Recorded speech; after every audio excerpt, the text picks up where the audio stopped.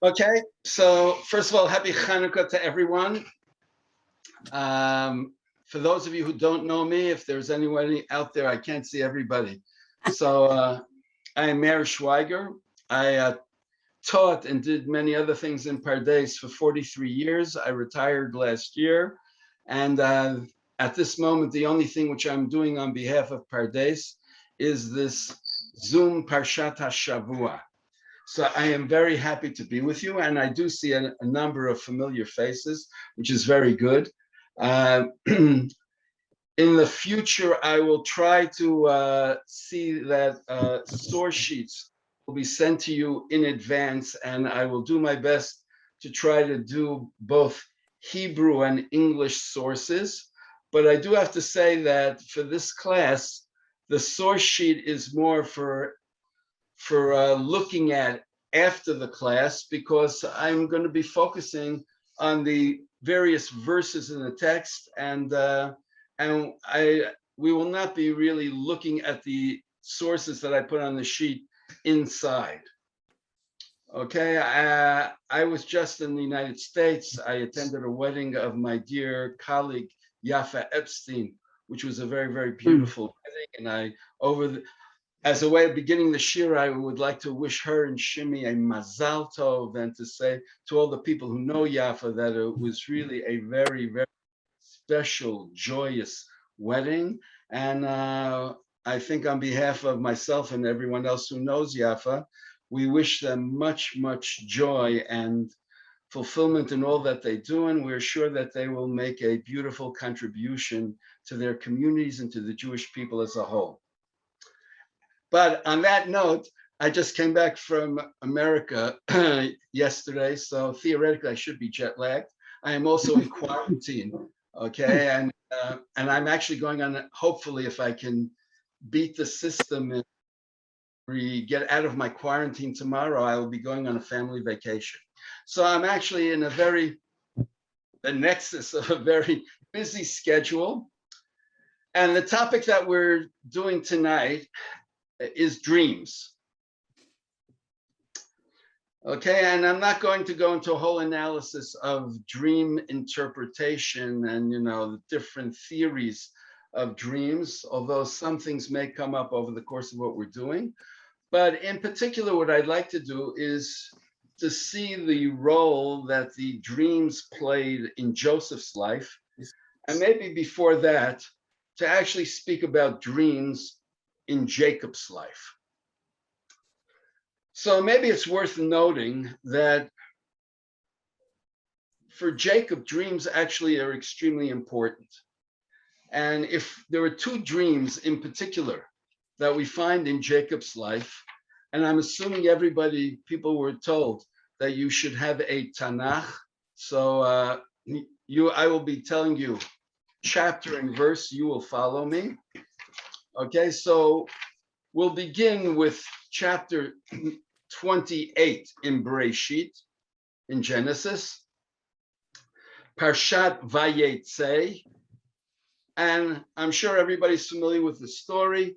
Jacob is essentially running away from his brother, whose blessing you could say, stole, usurped.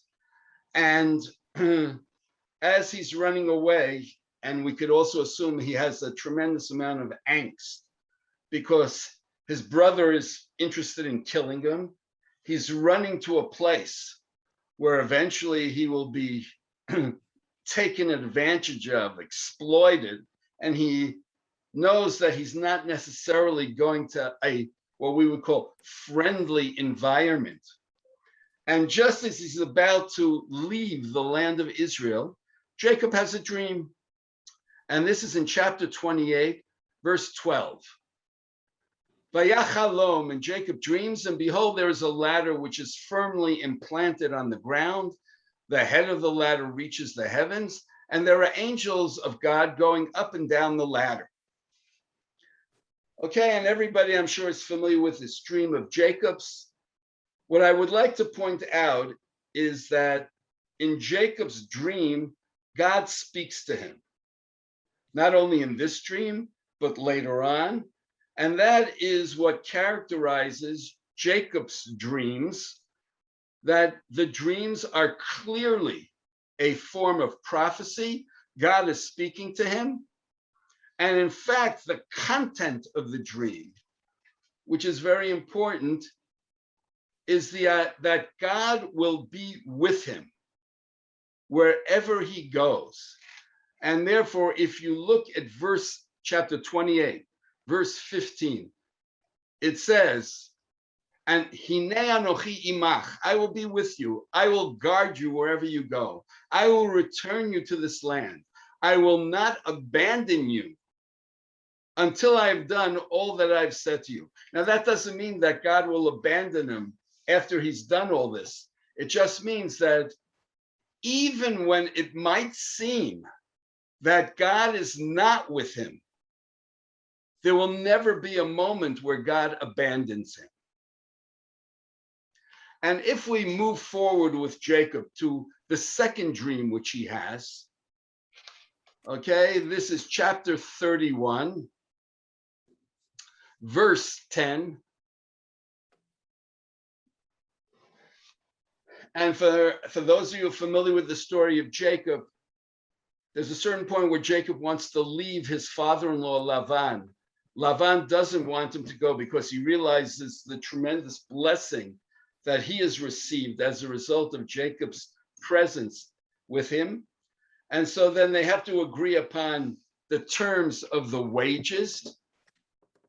And Jacob has this whole intricate plan. We're not going to go into it. And it has to do, and God is trying to bring his plan to fruition, which in the end does happen, and Jacob becomes an extremely wealthy man. But what it says in verse 10, which is what interests me, and it was when the sheep would get in heat, that Jacob lifted up his eyes and he saw in a dream, and behold, the spotted sheep that were coming on the other sheep produced spotted sheep. And then an angel of God spoke to him in the dream and said, Jacob. And he says, lift up your eyes and see what's happening over here. And he says at the end of verse 12, because I have seen all that Lavan has done to you. I am the God of Beit El, where you anointed an altar, where you took a vow. And then he says to him, and now get up, leave this place and go back to your birthplace. So essentially, it's God who appears to Jacob in a dream, who in effect is now creating a closure and saying, I have actually been with you this whole time. I have seen everything that Lavan has done to you. In effect, what God is saying to him is, I am the one who saw to it that you have actually now emerged as a very, very wealthy individual. And I am the one who's now telling you it's time to go back. So therefore, if I would just summarize, there's a dream that Jacob has when he leaves the land of Israel, before he goes to the land of Haran to his father-in-law, where Jacob is extremely anxious, and where God actually appears and tells him, I will be with you. At no point will you be abandoned. And that is something which gives him tremendous support, which enables him to now go to that I should call hostile environment. And then God appears to him another time in a dream and creates, as I said, the closure where God says to him, I have actually been with you this whole time, and you know it by virtue of the fact that you have become an extremely wealthy individual, and now is the time for you to go back. I would like to point out perhaps also that dreams are extremely important to Jacob, because it's the dreams that he has that enable him to deal with very difficult circumstances. It's as if the dream is saying to him, look beyond your reality, because your reality in many ways is very depressing. It's very incapacitating. And in fact, you have the ability, right, to go beyond your reality, which he does. And not only, and here I think it's important, does Jacob survive, but he actually thrives. So now I would like to go forward to something, the opening verse in last week's parsha, Parashat Vayeshev. And if we look at chapter 37, we'll say verse 1 and 2, it says, Vayeshev Yaakov, and Jacob is settling down, Be'eretz Migurei Aviv, Be'eretz Canaan. Jacob is attempting to settle down in the land of his father's sojourning, in the land of Canaan. So again, if we take what we just spoke about, here is Jacob, who spent a considerable period of time, essentially 20 years, in the diaspora, but who in a certain sense achieved his, you might say, his claim to fame in the diaspora. The diaspora is where he built his family, where he created his family. The diaspora is where he became a very wealthy man. And last week's parsha, here is Jacob, who's now trying to take whatever he achieved in the diaspora and to now consolidate it in the land of Israel. That's not our topic, so I'm not going to discuss that. But what I would like to discuss is the next verse, which is Eile Toldot Yaakov Yosef. These are the generations, the progeny of Jacob. Joseph is 17 years old. And it's a very strange verse because you would have expected that after it says these are the progeny of Jacob, it would give me a list of his 12 sons. But in fact, it only mentions one, Joseph. And what it seems to do by this verse is to introduce essentially the stories of Joseph and his brothers. There's an interesting rabbinic comment over there, which Rashi, classic medieval commentary, brings up, that says that this is the generation, these are the generations of Jacob, Joseph, that if you look at the life of Joseph, you see the life of Jacob. That in many ways, Joseph's life is a replay of Jacob's life. Joseph is the essential progeny of Jacob. And the clearest example is Jacob has a brother, Joseph has brothers. Jacob's brother hated him. Jacob's brother wanted to kill him. Joseph's brothers hated him. Joseph's brothers wanted to kill him. Jacob was the favored child. Jacob ended up getting the blessing, and Joseph becomes the favored child. But there's another similarity, which is what I would like to focus on today, and that is Jacob has dreams and Joseph has dreams. And Joseph's dreams are taken to a whole other level. And that's what we're going to be looking at today. So let me begin with the first thing, which is extremely important. There's a very basic difference between Jacob's dreams and Joseph's dreams. And that is, in Jacob's dreams, God speaks to him. There is absolutely no question that Jacob's dream is prophecy. In Joseph's dreams, and here I'm including not only the dreams that Joseph himself had, but the dreams that other people had, which we will be really focusing on for the rest of the shiur, the dreams that everyone else had, which are extremely important for Joseph's life.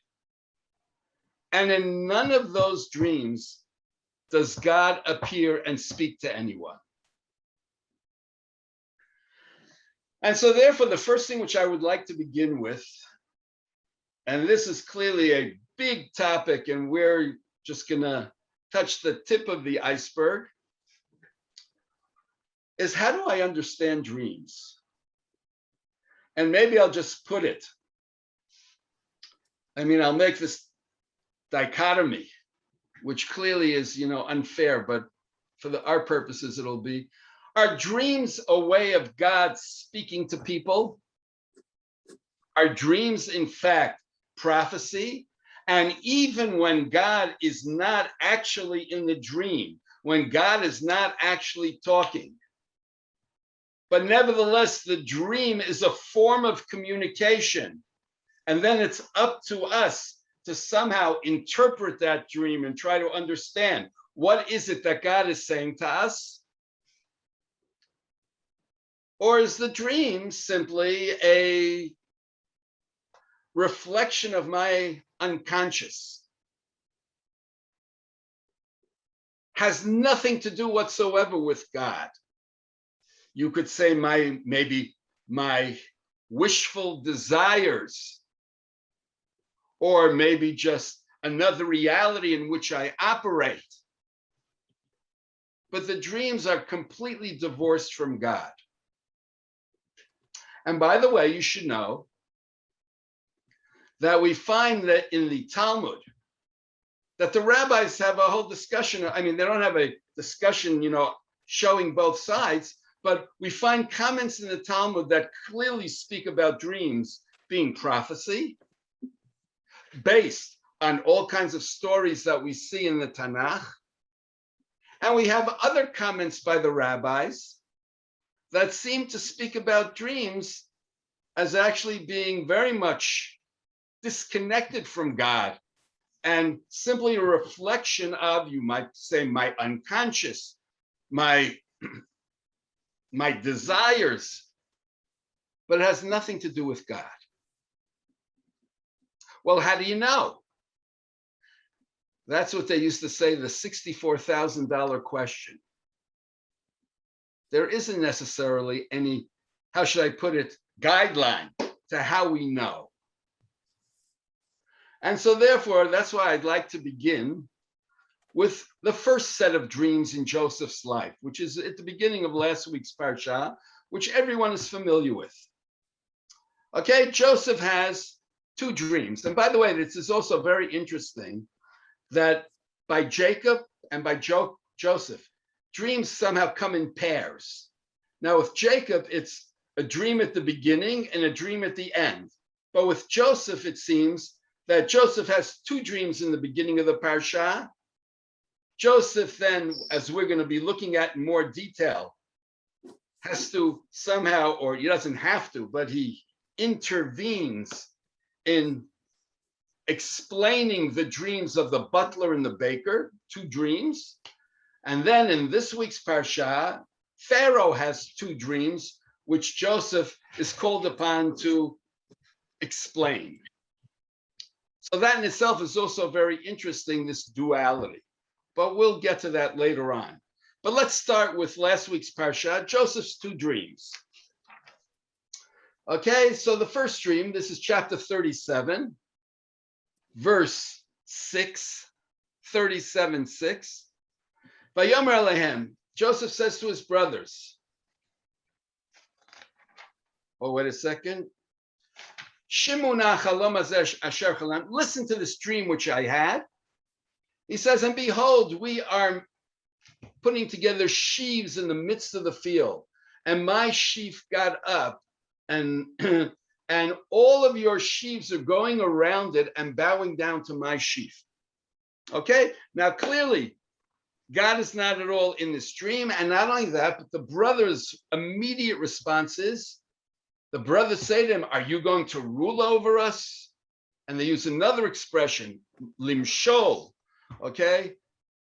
And there's actually a very interesting commentary, the Malbim, who says that the difference between limloch, mem lamed chaf, and limshol is that melech, a king, is someone who rules by consent. A moshel is someone who's a ruler that imposes his rule on his subjects. And so what they're saying to Joseph is, do you think we will consent to having you rule us? And if we don't, do you think that you'll be able to impose your rule? But clearly, the brothers understand Joseph's dreams, or dream, I should say, as being perhaps what we would call repressed wish of his desire to rule, which perhaps is reinforced by the fact that his father gave him this special coat, by the fact that his father seems to have his ear. And so the brothers in no way see this as being prophecy. If anything, they see this being, how should I put it?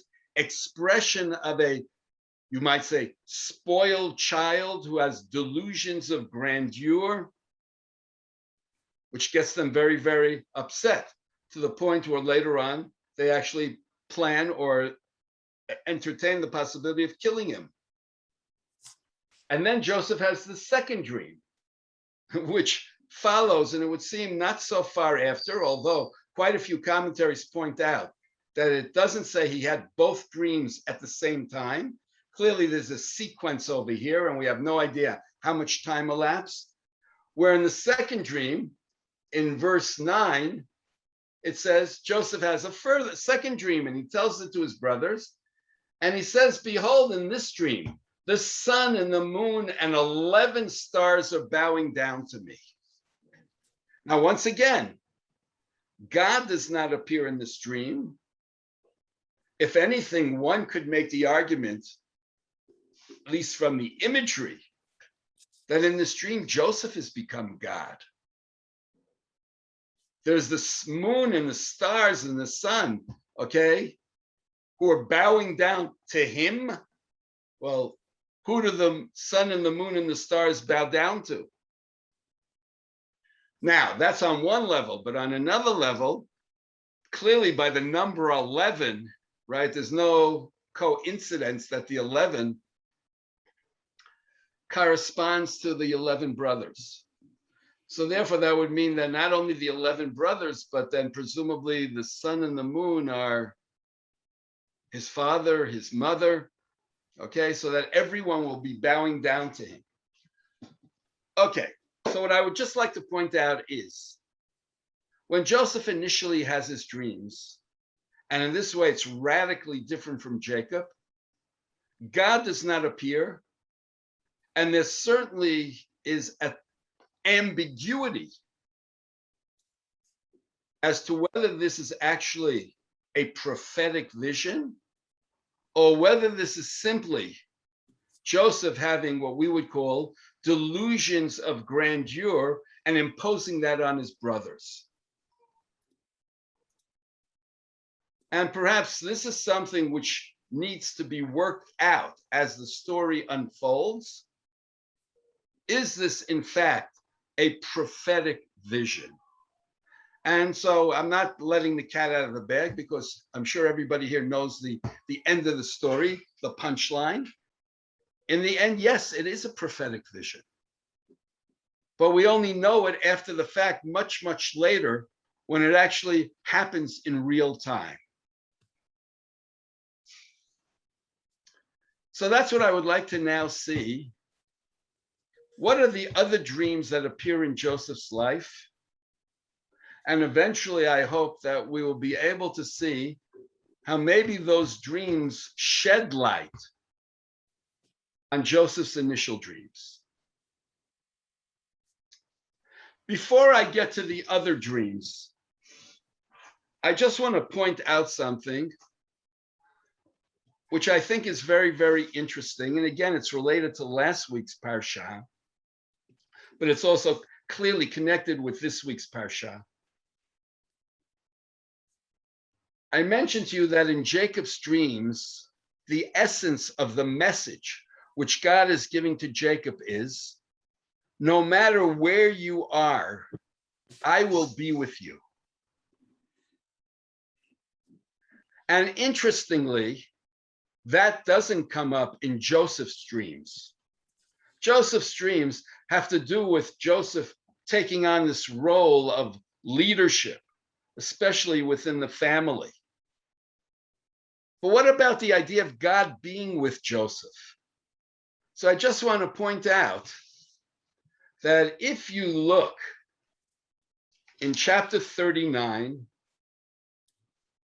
after Joseph is sold into slavery, chapter 39, verse 2, it says, Vayehi Adonai et Yosef, and God was with Joseph, and he's very successful, and he's in the Egyptian master's house. Vayar Adonai ki Adonai, and God, and the master sees that God is with him. And then if you look at verse 5, it says, from the moment that Joseph was appointed over this household, Vayevarech Hashem et Beit HaMitzri, and God blessed the house of the Egyptian. And the blessing of God is in everything, in the house and in the field. So I just want you to see the text is telling us God is with Joseph. Even his master sees it. The blessing of God is in everything. So I just want to point out, interestingly, that what God said to Jacob actually is happening with Joseph, with God not ever telling Joseph that. And it's not just in chapter 39. After Joseph is thrown into prison because of the incident with Mrs. Potiphar, which I'm sure you're familiar with. If not, it's a very good story to read. In any case, Joseph is placed in prison, and that will be the segue to what I would like to look at. Let's just see. Well, actually, what I'd like to see is after the dreams. It says, let me just find it. No, I'm sorry. At the end of chapter 39. Okay, I'm still a little jet lagged. Okay, after Joseph is placed in prison, in chapter 39, verse 21, it says, Vayehi Adonai et Yosef, and God is with Joseph. And he gives his favor in the eyes of the people around him, so that the one in charge of the prison gives him command of all the prisoners. Okay, and it says that the commander of the prison doesn't have to do anything because God is with Joseph, and whatever he does, God makes successful. The exact same language that appeared by Potiphar in the beginning of chapter 39, which means that when Joseph is sold, when Joseph is subsequently put into prison, it's clear that God is with him. By the way, I'll just say this now.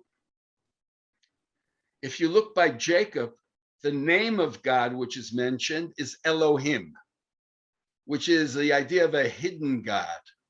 If you look by Joseph, it's Hashem, which has to do with a very visible God, which means that by Jacob, even though God is with him, but it's in a very hidden way. And I'd even say that with Jacob, Jacob has a lot of struggling, but in the end, he succeeds. With Joseph, it seems that God being with him, it's like there's this ease of success which Joseph has, right? Which shows that God is with him. By the way, for those of you who may have taken other classes with me, the language that appears by Joseph, this idea of God, Hashem being with him, the idea of him succeeding, you find similar language by Isaac. For those of you who like to look it up, chapter 26. So it seems that God being with Joseph goes far beyond God being with Jacob. And in fact, it's coming very close to the way God was with Isaac, although God being with Isaac was in the land of Israel, and God is with Joseph outside the land of Israel. Okay? But what I'd like to do for the remaining time that I have is to now look at the dreams of the butler and the baker, and to look at the dreams of Pharaoh in our parsha, and ultimately to see why they're important to Joseph's dreams. Okay, so now let's look at chapter 40. Yes? Okay, chapter 40, verse 5. Okay, when Joseph is in prison, among his prisoners are the butler and the baker. And then what we're told is, Vayachamu chalom shnehem, and they dreamt a dream, both of them. Ish chalamo, each one his dream. Balayla echad, ish kifitron chalamo, each according to the solution of his dream. Hamashkeh v'hofeh, the baker and the butler, to the king of Egypt who were prisoners in jail. And then Vayavo lehem Yosef, and Joseph comes to them in the morning and he sees them and they are zoafim. Zoafim means in a flurry, in a storm. They're agitated. Okay, now I just want to point out textually, and on my source sheet I have a whole bunch of commentaries, and again, as I said, I don't want to go into the specific commentaries. You can look at it at your leisure. It's interesting that it says that they dreamt a dream, both of them. Now, why am I saying this? Because it could have just said both of them had a dream. The word shnehem is superfluous. And it then goes on to say, each one their dream. Each one the solution of their dream. So all this seems a little bit strange. So what I'd like to just point out now, there are some commentaries who say this, that although there are two dreams here, in a way, these two dreams are really one. And I'd like to just say this now. I didn't say it earlier.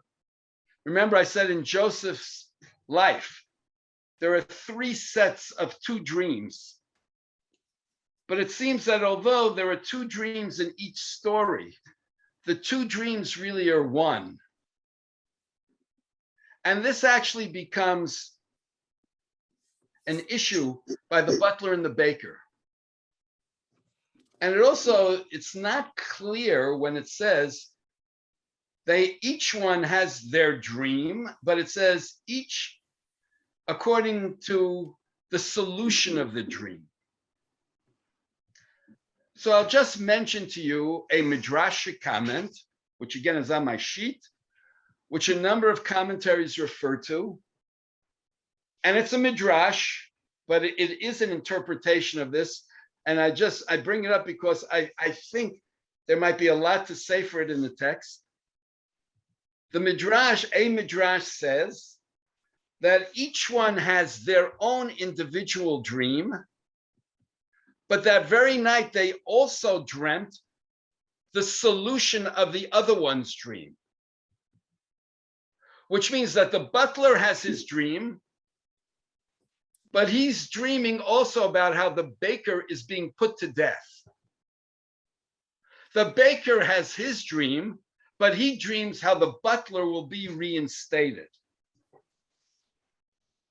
Which means that in effect, each one is actually having a double dream and dreaming not only about themselves, but they're also dreaming about the other one. And this explains later on why Joseph's interpretation resonates with the baker. And therefore he then presents his own dream because he actually had that dream. Now again, this is a midrash. There are other interpretations. But the reason why I like this interpretation, there are a number of reasons, but I'll just give you one. It's because what it does is to really connect the two dreams into one. Now, I bring this up because a number of commentaries say that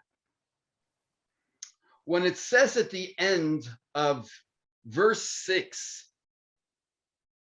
that when they wake up in the morning, they're in a huff, they're actually very, agitated.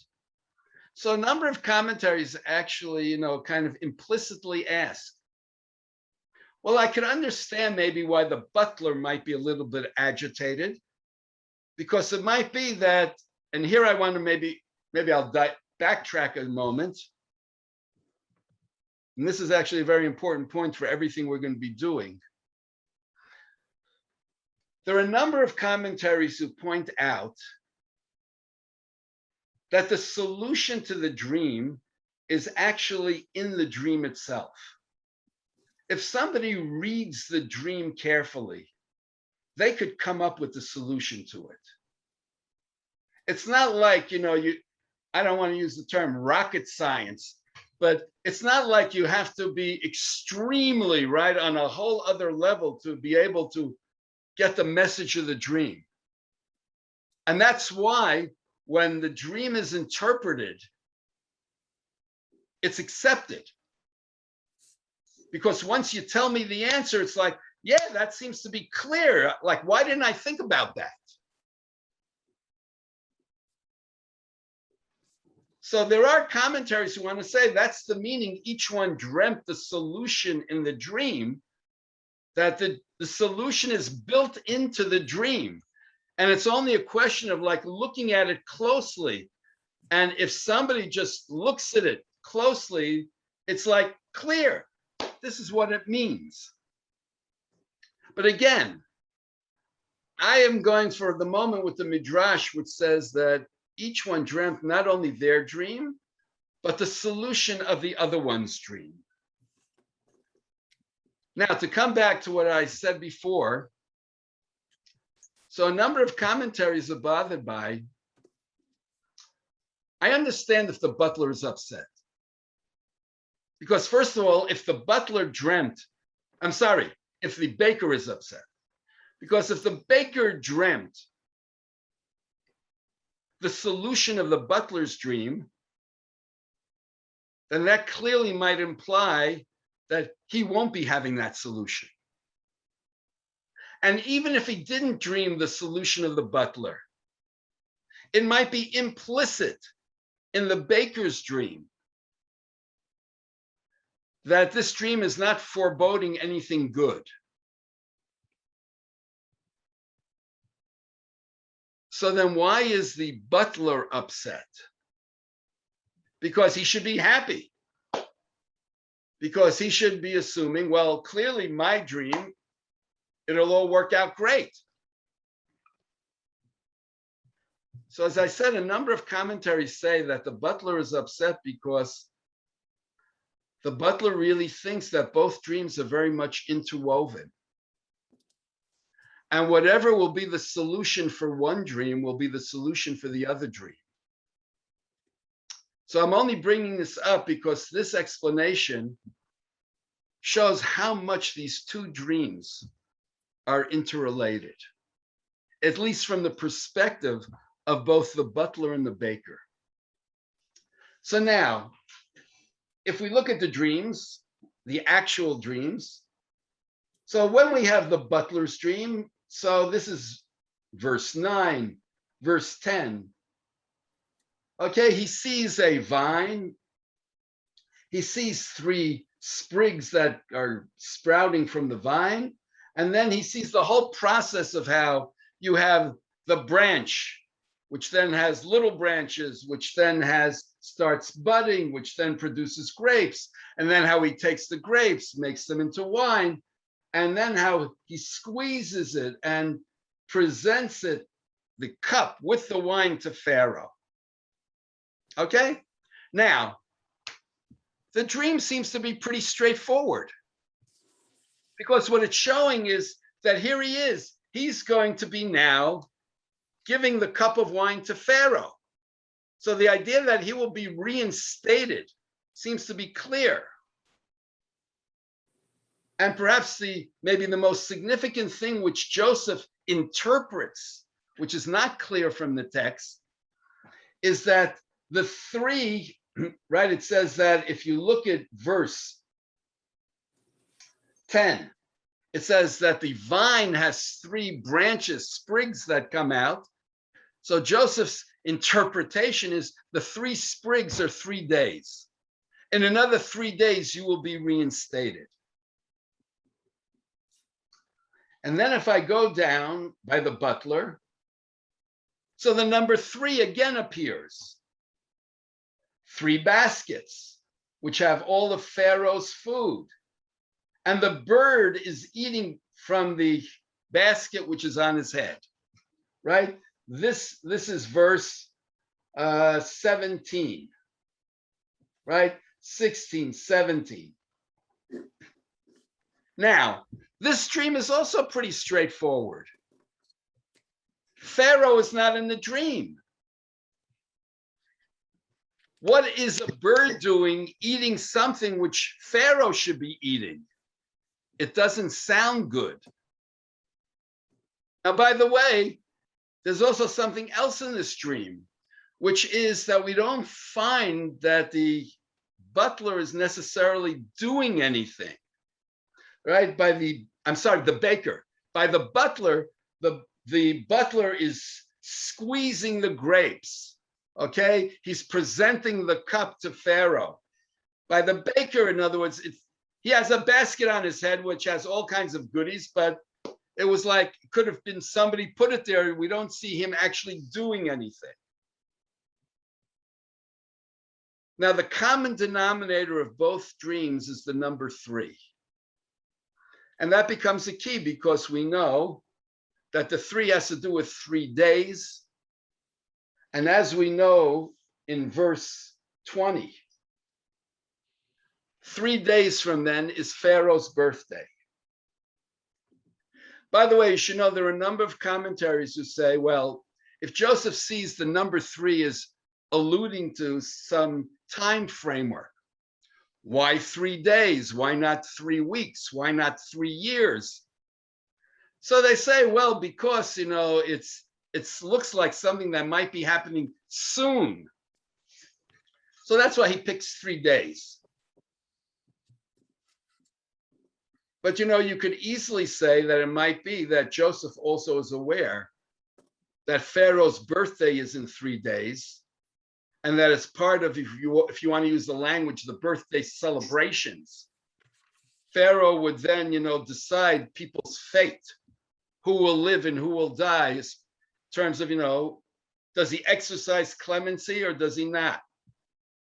So what I want to point out is that it may be that Joseph, first of all, sees things from the dream itself. It may be that Joseph also is aware of other things, such as Pharaoh's birthday being in 3 days, which is what then connects the number 3 to something that he knows. And it may be also that Joseph is aware of why they were placed in prison. And therefore, putting all of these things together, he gives the explanation which he does.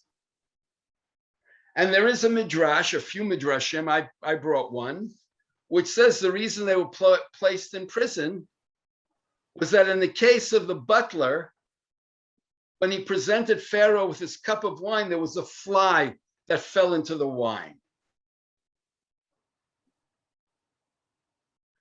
And Pharaoh clearly is not a happy camper seeing a fly in his wine. But on the other hand, you could say, but that could be an accident, right? Which is completely beyond his control. In the case of the baker, according to a midrash, there were some nails, stones that somehow found their way into the dough.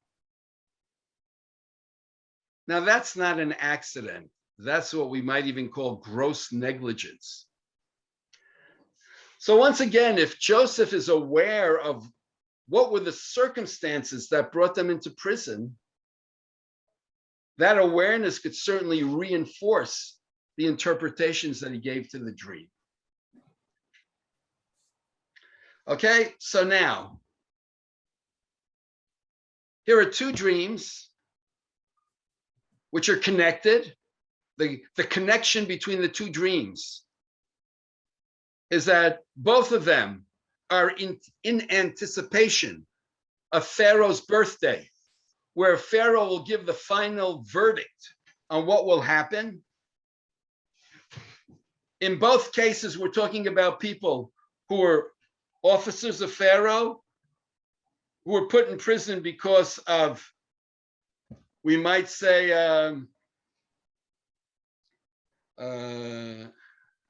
what's the word I'm looking for? Malpractice of not fulfilling their job properly. And now the question is, who will live and who will die? Let me point out something, though, which I think I'll point it out now. There's actually something which Joseph can learn from their dreams and from what eventually happens. And that is what it means to be in service of someone, especially someone who's all-powerful. And that is that sometimes mistakes can be tolerated, they can be overlooked, but only the most, what we would call benign mistakes. But there are certain mistakes for which there is no forgiveness. And therefore that creates a sense of what does it mean to serve someone and the tremendous care that should be invested in that service. Keep that point in mind. Okay, in last week's parsha, after Joseph solves the dream of the butler, he makes a request to the butler that when he gets out, he should put in a good word for him, which clearly does not happen. And that leads us to our parsha, the opening section in our parsha. And the opening section, Pharaoh has two dreams. And Pharaoh is very disturbed by his dream. In fact, let's look at chapter 41,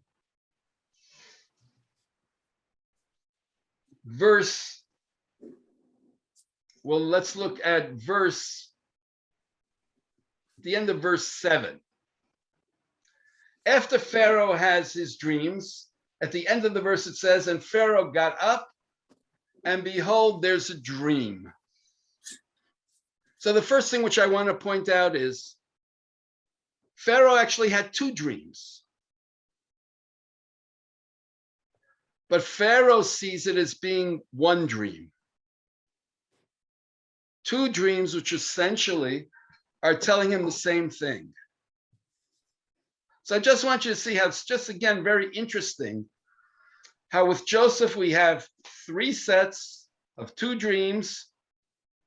And even though in each set there seems to be a certain message which is coming across, and yet there are these two sides maybe to the dream.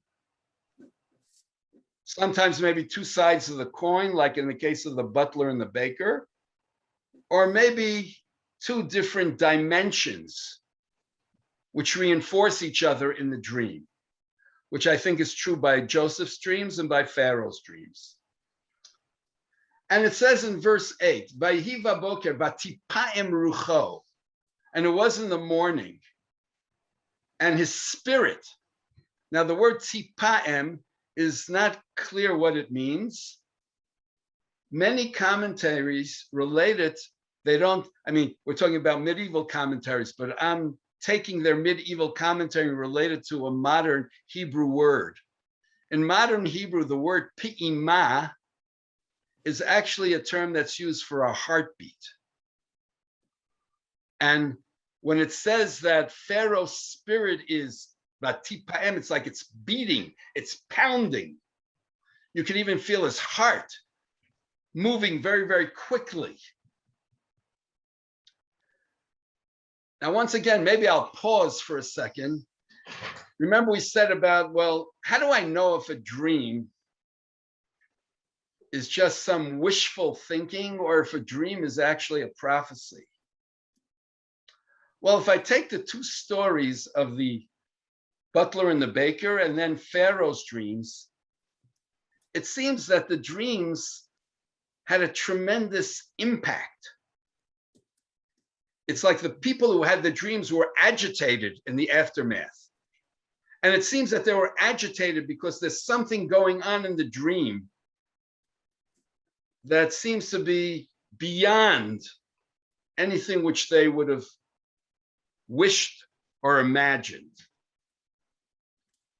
And therefore, for example, if I take the dreams of the butler and the baker, the fact that the two of them should have a dream the same night with similar motifs, and certainly if each one dreamt not only about themselves, but about the other, there's something strange, very strange going on here, which is what disturbs them and which makes them feel that this isn't just a dream. There's something much more at stake. And evidently with Pharaoh, the same thing happened. By the way, there are certain commentaries who say that the fact that Pharaoh had his first dream, woke up, and then had a second dream, and they claim, right, that usually when people, wake up in the middle of the night and you had a dream, then you go on to have a completely different kind of dream. And the fact that when Pharaoh went back to sleep, he didn't have a completely different dream, but something that was very similar is what made him feel that this is something which is unusual.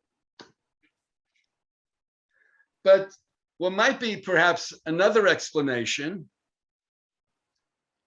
is the fact, as we know, and I'll just mention it because I'm sure you're all familiar with the story. Pharaoh has two dreams. In the first dream, he sees 7 cows that are beautiful, that are fat.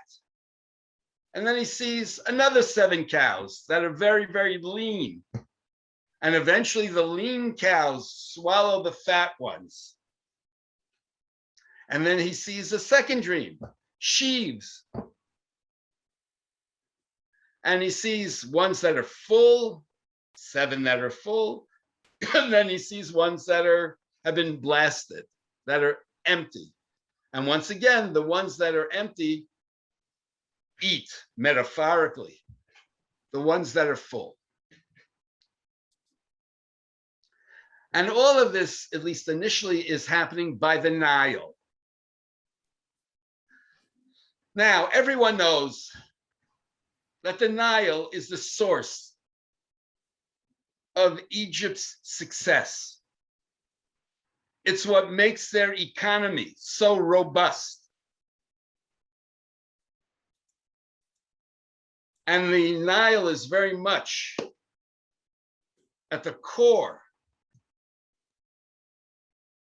of your not only economic, political, social stability.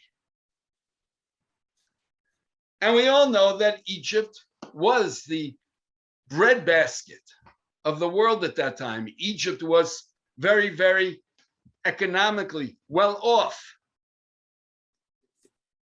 And perhaps what so disturbs Pharaoh is all of a sudden seeing these lean cows, seeing the grain which is completely devastated, which is so against everything that he experiences and you could say works for in Egypt. And this becomes even clearer when Pharaoh then tells the dreams to Joseph. And let's just look at one verse. First chapter 41, verse 19. Or maybe we'll start already with 18. When Pharaoh's telling it, Pharaoh says, in my dream, I was standing on the edge of the river. And from the river, there came up 7 cows, healthy of flesh and beautiful of appearance. And they were grazing in the meadow. And then 7 other cows came up after them, thin, ugly, lacking any meat. And then he says at the end of verse 19, I never saw anything like this in the land of Israel, in the land of Egypt, for bad. Now, by the way, if you look at his actual dream, that phrase does not appear, which means that there's the dream, and if we don't have the time to do this now, but if you compare the actual dream with what Pharaoh says, there's commentary. And this commentary is critical because it explains why Pharaoh is so upset. Pharaoh says, there's something here which I've never seen before, which is what's so disturbing, and that's what's agitating me. And then when he continues, he says, and the cows that were empty and bad ate, the 7 cows that were healthy. And once again, 21, and they, Batzavon el Kirbena, they came into their midst. Lo noda was not known, ki ba'u el Kirbena, that they came there. Umarehen ra, and their appearance was evil. Kasher, but in other words, this was so disturbing to him. And this is why he feels he needs a solution. Now, Joseph tells Pharaoh here, if you'll bear with me, please give me another few minutes. I unfortunately have a tendency of usually going over time, so I hope I'll wrap this up in anywhere between 5 and 10 minutes. And so Joseph essentially says to Pharaoh, and he says it from the very outset, if you go back, when Pharaoh says to him, I don't have anyone to answer the dream, Joseph says to Pharaoh in verse 16, Joseph's response is, Biladai, it's not about me, because Pharaoh says, I know you can solve dreams. Elohim ya'anet shlom paro. And that phrase is very important. God will give voice to the well-being of Pharaoh, which means that Joseph says to Pharaoh, don't worry, Pharaoh, it's okay. He says, it's not about me, it's God. But it's not just that God is going to give you the answer to the dream. God is looking out for your peace, your well-being. The answer to the dream will give you peace of mind. And if we fast forward, go to verse 25. Vayomer Yosef el Paro chalom Paro echadhu, et asher halhim osehi gidle Paro. He said, your dreams are one. What God is about to do, he is showing Pharaoh, which means he's telling him this is one dream. It's imminent, he'll say later on. And that's why it's repeated, to tell you how this is immediately coming. But it's not just God is telling you the meaning of the dream. It's not God will give you peace of mind. God is actually showing you what God is about to do. And the reason God is showing you is to give you peace of mind. And after Joseph interprets the dream and tells him, there will be 7 years of plenty. There will be 7 years of famine. And in the 7 years of famine, okay, it's as if the plenty, all of the produce will be forgotten. This is what's said in verse 31. And all of the tremendous affluence will come to an end because of the famine, because it'll be very heavy. And as I said, he said in verse 32, it's imminent. But then we get to verse 33. And he says, and now let Pharaoh see a man who is wise and appoint him over Egypt. And then what follows is a whole plan of how you can now prepare for the famine that's about to come. How Pharaoh will, in effect, tax the people during the plenty. He says, Joseph says at one point in verse 34, verse 34, V'chimesh et eretz Mitzrayim, which many commentaries understand to be tax the people 20%, a chomesh. A chomesh means a fifth. And Joseph says, during the years of plenty, collect a fifth, store them in the cities, so that when the famine comes, you will be able to somehow survive the famine. Now, some people who are cynical would say, well, here's Joseph, who's an opportunist, who after he solves the dream, now puts in a good word to be able to now get out of jail and to actually be put in place, to now be the one to execute the plan of saving Egypt. And he knew how to take advantage of a situation. But in fact, the solution which Joseph offers, the suggestion of finding someone, is integral to the solution. And that's because, as Joseph said at the beginning, God is showing you, Pharaoh, what God is about to do. Why is God doing this? There's no other reason than to have you be proactive and to be able to now come to terms with what's about to happen. God is showing you the stream not to agitate you, but to actually ultimately give you peace of mind. So that when it happens, it won't just fall upon you, but you will have already put in place the mechanism to be able to deal with that difficult situation.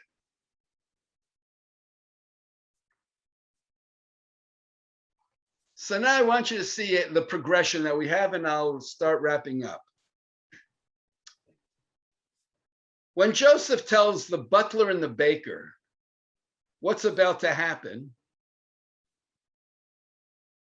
in the end, it's not to prepare, it is in a way to prepare themselves for what's about to happen. But in the case of the baker, it's essentially to prepare himself for the fact that he's about to die. There's nothing that he's going to do that's going to change that reality. And in the case of the butler, presumably, to prepare himself to go back to Pharaoh, to working for him.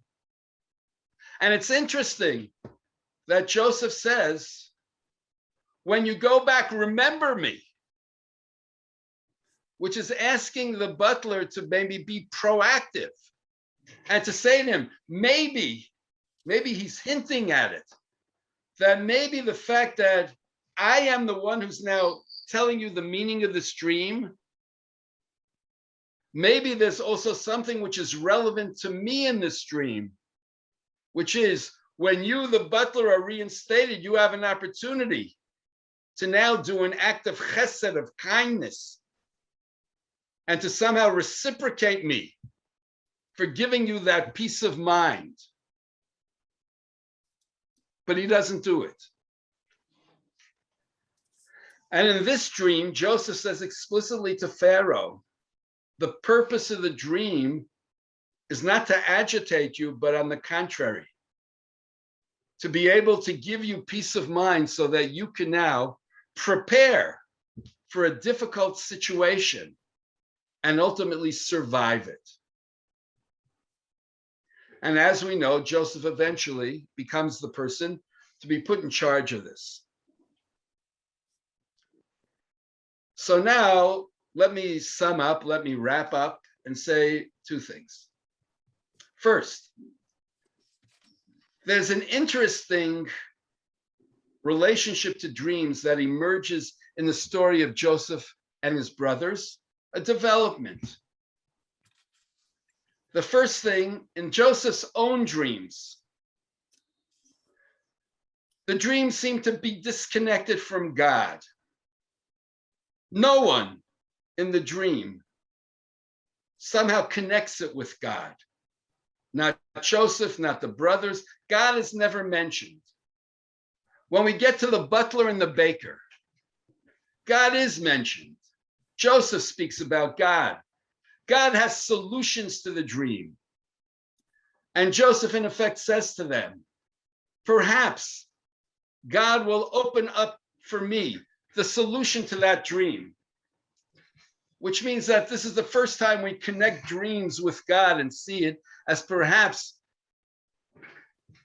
being a way of getting an insight into God. But in our parsha, dreams are seen as a vehicle of communication. God is not just the one who has solutions to the dream, who can help you figure out the dream. God is the source of the dream. Through dreams, God shows you what's going to happen. And not only does God show you what's going to happen, but God prepares you so that you can be proactive. If everything which I've said is true, at least the last points, then in theory, Joseph can now take what he says to Pharaoh and play it back to his own dreams. And perhaps at this point in time, Joseph can now look back at his own dreams and in fact say that his own dreams are a prophetic vision. That at that point in time, God was essentially showing Joseph what will happen. Yes, Joseph will become a leader. But maybe there's something which Joseph now realizes, which is also essential. The fact that he will be a leader towards what end? And here I'll just point out a verse from next week's Parasha, previews of coming attractions. When Joseph ultimately reveals himself to his brothers. So this is chapter 45. Wait a second. Yes, chapter 45, verse 7. Or maybe even verse 5. When Joseph says to the brothers, I am Joseph that you sold to Egypt. He says to the brothers in chapter 45, 5, don't be sad, don't be angry that you sold me. Because for the purpose of giving life, God has sent me before you. And then he says a second time, verse 7, God has sent me before you in order to give you a remnant in the land, to enable you to live. And then in verse 8, a third time, and now, it's not you who sent me here, but God. God has made me a father, a patron to Pharaoh, a master in all his house, a ruler. So this is what I would like to end with. Joseph sees his original dream, which speaks about his being a ruler, as now being a mission, shlichut, as now being a service. The purpose of his ruling was in order to be able to bring life, in order to be able to preserve the Jewish people. In fact, the purpose is not for him to rule over the brothers. He'll be a ruler in Pharaoh's house. But to the brothers, he has a mission to give them life. Rather than his dreams being a source of contention, of hostility between him and his brothers, the dreams are a symbol of the peace between the brothers. Because the result of the dreams, and especially now, in light of his interpretation of Pharaoh's dreams, is to ultimately come to terms with a difficult situation, to bring life, to bring salvation to his family. So that in our parsha, Joseph has a real learning experience from what happens in Egypt as to how to understand dreams, which ultimately has implications for his own dreams, and which ultimately give a whole different twist to the dream from what it was perhaps originally. Shabbat Shalom, Chanukah Sameach, and in the words of Joseph, may we always have dreams which ultimately can bring us to having peace and a sense of understanding our reality much better to the benefit of all. Shabbat Shalom.